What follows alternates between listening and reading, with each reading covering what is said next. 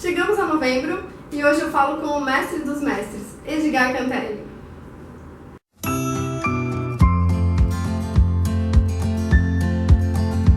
Seja muito bem-vindo ao meu canal, eu sou Andréa Maciel, esse é o espaço onde eu compartilho informações sobre dietoterapia chinesa e hoje, trazendo um adendo à dietoterapia chinesa, eu trouxe o meu grande mestre, professor Edgar Cantelli, vim até o consultório dele, olha só gente, aqui em São Paulo, para saber um pouco mais de como que é o atendimento ao homem hoje em dia, né?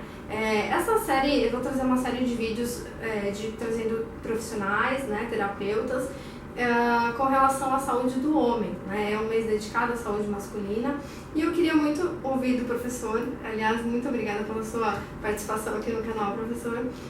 Queria muito ouvir de você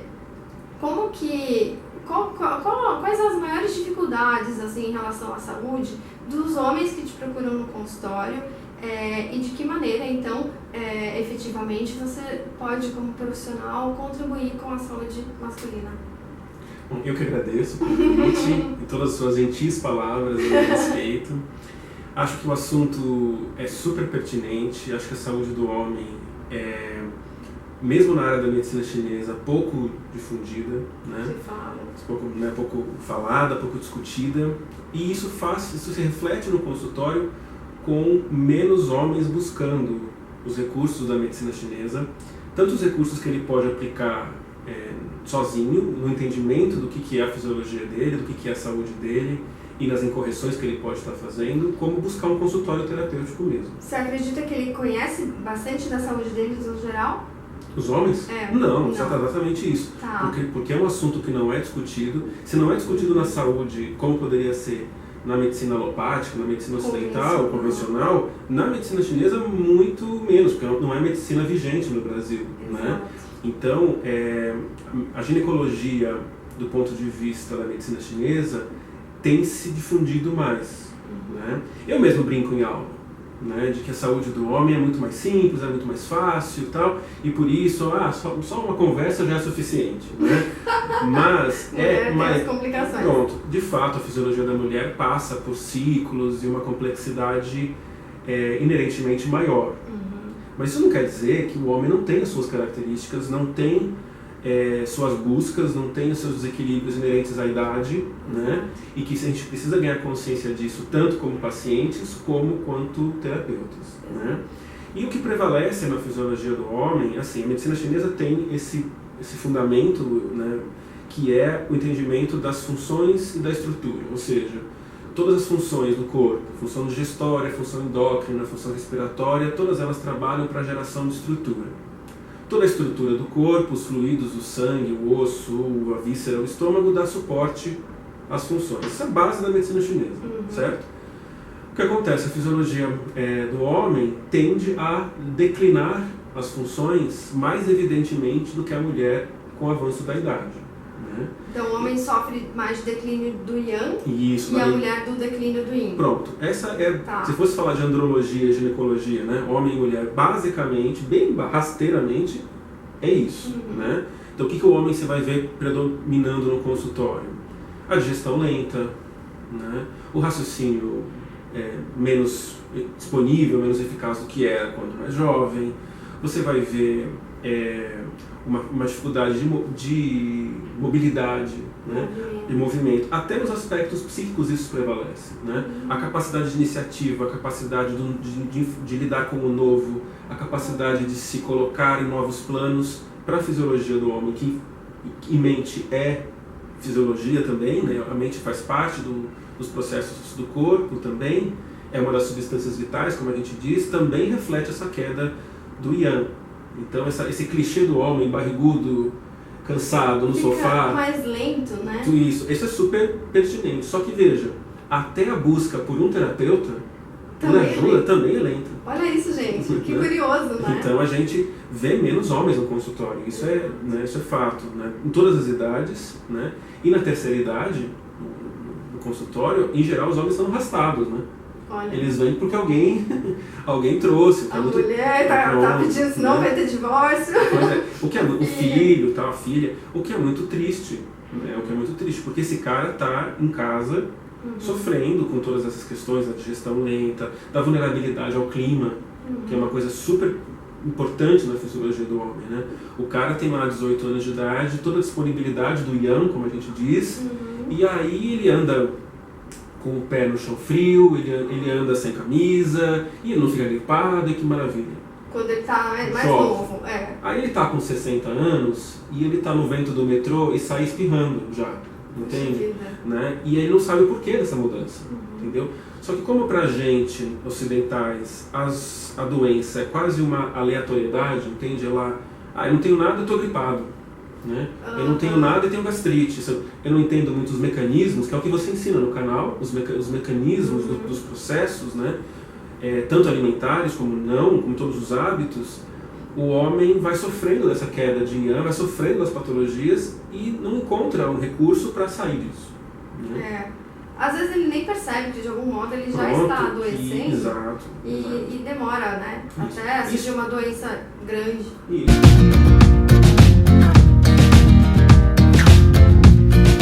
Sem falar das partes andrológicas mesmo, né? Então, se não me engano, a última estatística que eu vi para preparar uma aula era de que mais da metade dos homens a partir de 50 anos tem algum distúrbio andrológico, ou seja, algum grau de impotência, ou algum grau de ejaculação precoce, ou algum grau de manutenção da potência. Sim, né? É bastante 50%, alto. entendeu? Agora, pergunta para mim se 50% dos homens que chegam falam disso comigo. Não. Nem com você que é homem. Nem com exato. Que é profissional homem. Homem que cria um ambiente de acolhimento para que ele possa falar. Muitas vezes eu vou saber desse tipo de questão com 3 meses de tratamento, 6 meses de tratamento de uma outra coisa que ele se sente confortável para poder falar de que, olha, Edgar, eu tenho uma dificuldade lá na relação sexual, entendeu? Ou até mesmo do ponto de vista do excesso, né? Eu sou de uma linhagem taoísta de medicina chinesa, né? Você também. Ou seja, a gente tem uma visão muito integrada da saúde com a espiritualidade, com a mente, com o céu e com a terra, como a gente diz. Exato. Né? E veja, nós vivemos um mundo hoje de hipersexualidade. Né? Isso para o homem cobra um preço muito grande. Por quê?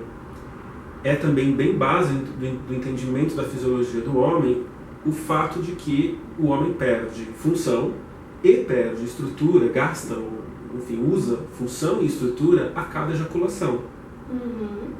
Então, a ideia de que sexo é saúde, que é uma frase muito usada no Ocidente, não é? Sexo é saúde? Sexo é saúde. Mas o quanto de sexo é saúde? Sim. Isso é uma coisa que não se discute no Ocidente. Né? Não se discute na adolescência, que é uma fase que o excesso de ejaculação na adolescência causa um impacto que pode ser para a vida toda no homem. Puxa vida, olha, gente. Uma coisa que pouquíssima gente sabe, né? Adolescência é uma área muito nebulosa, né? Em todas as áreas médicas, enfim. O olhar para o adolescente é um olhar muito... Não é nem criança nem adulto, fica aquele limbo, se discute pouco também. E veja, a cada ejaculação, um adolescente está requerendo da sua fisiologia um emprego de função e estrutura que ele ainda não está totalmente maduro. Com 13, 14, 15 anos. Entendi. E isso cobra um preço que é muito complexo, mas vai cobrando um preço mais para frente. Da mesma forma, um homem mais velho, que já vai enfrentando um declínio natural do yang, e até mesmo da estrutura, mas mais comumente da função, ele acha que ele tem que manter aquele mesmo ritmo que ele sempre manteve. De antes. E acha que o saudável é se ele pudesse ejacular todo dia, ou várias vezes num dia, ou... Você percebe? Isso é completamente irreal. E ele acaba se cobrando com essa crença que a própria sociedade impõe, né? Exato. A sociedade impõe, ele se impõe. Uma das coisas super tristes, assim, super difíceis é o mundo, por exemplo, que é muito hoje super fácil de acesso, esse mundo da pornografia, por exemplo. Então, tem homens que chegam no consultório, vim tratar minha ejaculação precoce. E você descobre que o cara não tem ejaculação precoce. Olha. Ele só cria uma imagem que uma ereção saudável é manter 1 hora de ereção. Que é irreal, né? Porque ele vê lá no filme. No filme, na TV. Você entende? Ou de que ele tem que ter uma disposição sexual, sabe, infinita. Ultramédia. Né? E aí veja, e se ele se força a isso, ou por por conta própria, se ele tiver esse recurso, ou através de medicação, ele vai cobrar um preço tremendo da fisiologia dele, ele vai cobrar um preço das funções que é insustentável, entendeu? É muito sério isso, muito sério. Tem um fator etiológico, como a gente diz, um fator de origem de doença muito importante na fisiologia do homem e que é muito, muito pouco conversado. A ponto, André, de que vários homens chegam no consultório e falam assim pra mim: Edgar, eu vou te falar uma coisa, mas não me acha maluco. Aí eu falo assim: o que foi? Eu fico muito cansado depois que eu ejaculo dias seguidos ou que eu ejaculo duas vezes num dia. Eu tô viajando? Nossa, né? Olha. Né? E eu falo: não, cara, é isso mesmo. É natural, porque o seu corpo, diferente da fisiologia da mulher que não tem esse impacto, a relação sexual, o homem tem, e seja masturbação, seja relação, o homem tem. É um desgaste. É um desgaste, né? E isso é um fator muito importante na saúde do homem, o entendimento disso. O que é uma rotina saudável de lidar com isso, o que é esperado de maneira saudável disso, né? Isso é um ponto importante.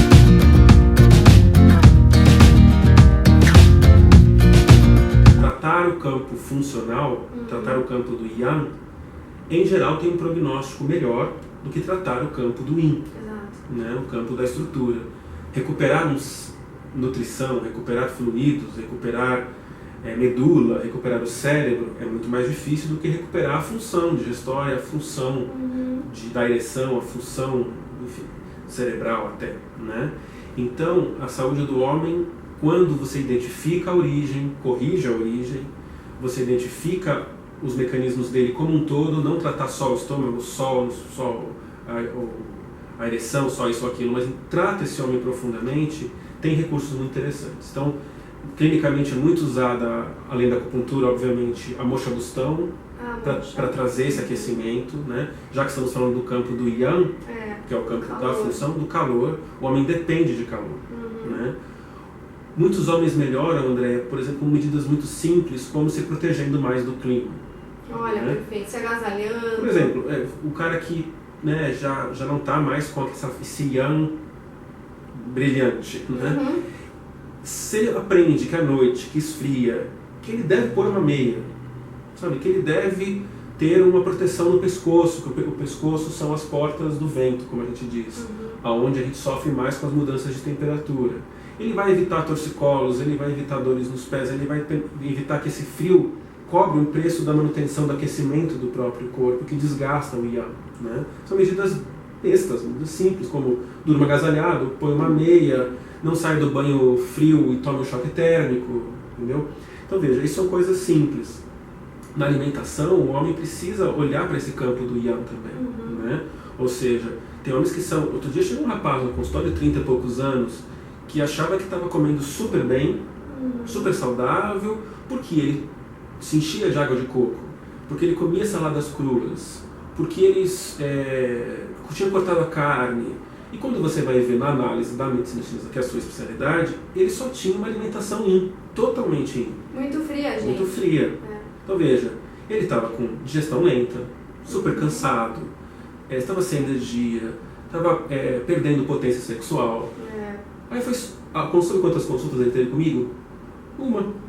Não voltou? Não, porque na verdade não precisava voltar. Ah, tá. Você entende? O que aconteceu? A gente só corrigiu a alimentação. Sim.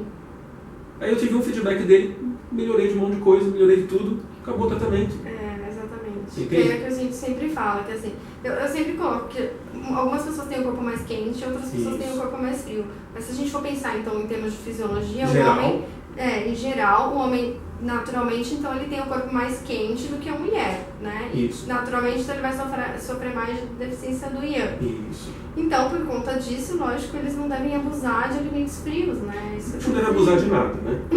Nem sempre, nem só coisas, né? Só vou tomar café, tomar guaraná e ginseng, catuaba, porque eu quero ficar, né? Não, veja, não é isso também. Mas também não é ir pro outro lado do frio. Entendeu? A alimentação são as 5 cores, são os 5 sabores, a todas as temperaturas, é uma coisa equilibrada, né? Sim, exatamente. Então esses recursos E veja, muitas vezes é muito difícil encontrar esse equilíbrio por si só. Então, ter essa iniciativa, então, que para o homem é muito difícil ter. A mulher tem uma coisa muito básica, né? Uma adolescente, ela já aprende que ela tem que ir no ginecologista. Que médico o menino que está saudável, que médico ele vai? Com quem ele conversa? Os pais têm que Não incentivar não tem o equivalente disso na fisiologia do homem. Então, é muito fácil esse cara aprender que ele tem que se virar sozinho. Entendeu? Que não tem por que conversar. Não tem para quem conversar. Então, e o homem precisa ganhar essa humildade. Né? De que, se eu estou na dúvida, será que a minha alimentação está certa? Quem é o especialista que eu posso conversar? Exatamente. Entendeu? E a medicina chinesa tem esse diferencial que quando você pega um bom profissional, um bom especialista, ele vai olhar essa pessoa como um todo. Não vai olhar só a alimentação, ou só os hábitos, ou só a atividade física, ou só isso. Ele vai olhar tudo isso junto. E isso faz um diferencial tremendo. Com grandes resultados, né? Exatamente, viu, homens? Não tenham medo do consultório. Exato. Muito bom, professor. Adorei. Muito boas as dicas, porque elas são fáceis de fazer, né? E trazem, antes de tudo, autoconhecimento, conscientização, que é o que a gente vem falando muito aqui no canal, gente. Isso faz parte da vida, né? Pra gente manter a saúde tem que ter essa abertura também da mente, né? Adorei, professor. Sempre muito mestre, né, gente? Imagina. Obrigada. Queria que você falasse, Obrigado. antes de tudo, só pra gente terminar, um pouquinho dos seus cursos, deixa aqui o seu contato, o site, pra quem gostar de você ir atrás do seu consultório. Perfeito. Eu que agradeço imensamente a sua gentileza e do seu convite, ter vindo até o consultório, todos os trabalhos, esse esforço. Acho o seu trabalho muito interessante, muito pertinente, muito válido, essa difusão para o público em geral, né? Não ficar restrito só ao público dos profissionais e da área. Acho que essa conscientização é maravilhosa. Quem quiser conhecer meu trabalho, tanto no consultório quanto dos cursos, meu site é terapiaschinesas.com.br. E pode me procurar também nas redes sociais, Edgar Cantelli, que vai me encontrar, né? No Twitter e tudo isso, né? Meu consultório é aqui do lado do metrô Butantã, tem lá no site. E eu dou aula na escola do meu mestre, que é o mestre Liu Ximin. A escola se chama Semetrac. Lá nós damos desde os cursos de formação, que é massoterapia, que foi onde a gente se conheceu. Sim, gente, eu preciso contar uma coisa pra vocês que é muito legal. Eu fiz o curso de Tuiná aqui em São Paulo, né, no Brasil, e recebi Tuiná quando eu estava na China, né? Eu tava muito cansada, marquei de receber massagem, e realmente, assim, é igual. Nossa, a massagem que eu recebi na China era exatamente o que o professor tinha ensinado em sala de aula. Eu achei absurdo, assim, eu falei, nossa, é incrível, muito assim, igualzinho mesmo. Né? Lógico, eu já recebi vários tipos de massagem, mas realmente muito fidedigno o conhecimento, sabe? Então isso me chamou muita atenção, adorei. E só a questão é que assim, eu perguntei pra moça, pra pedir, né, a tradução da massagista, quanto tempo ela estudou pra me atender, pra fazer a massagem Tuiná lá na China, e ela tinha estudado 2 meses só. Né? E aqui no Brasil a gente tem um curso mais extenso, justamente pra gente poder aprender mais sobre a linguagem da medicina chinesa, que no começo não é tão simples e fácil para nós ocidentais. Exato. Né? A formação em Tuiná é 1 ano, né? A formação em acupuntura são 2 anos, então realmente se tornar um profissional de medicina chinesa são muitos anos. Sim. E é um estudo para a vida toda. Exatamente. Haja livros e tempo para estudar. Exato. E eu também dou os cursos avançados de medicina chinesa, muitos deles lá na Sociedade Taoísta, onde também você ama lá e frequenta lá, tudo. Então, quem quiser conhecer meu trabalho, terapiaschinesas.com.br. Muitíssimo obrigada. Que Deus te abençoe e ilumine sempre o seu caminho. Obrigado. Tchau, gente. Um beijo. Tchau. Até o próximo vídeo.